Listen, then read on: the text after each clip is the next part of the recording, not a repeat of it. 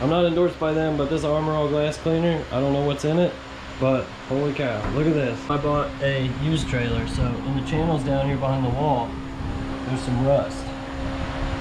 And it was this bad on all the panels almost.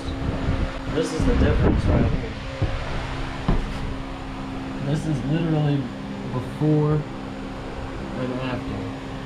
And all I did was spray some glass cleaner in here. I wanted to clean the seams before I silicone everything up.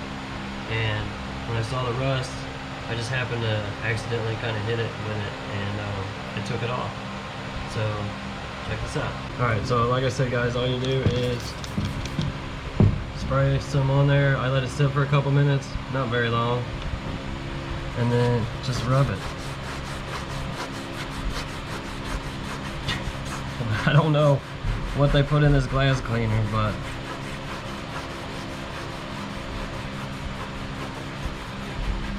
what was just rust is now pretty much gone. And as soon as I spray some more and flip this rag a few times,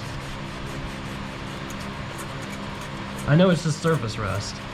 It is just surface rust, but still, I didn't have to sand anything, make a big mess. I just cleaned it up.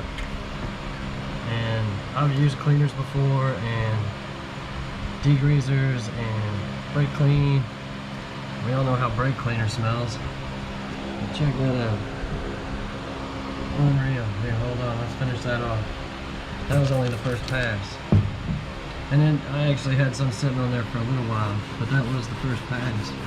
So it probably sat on there for about 10-15 minutes altogether, because I wanted to show you guys the difference. We did all the other ones, except for the ones you saw.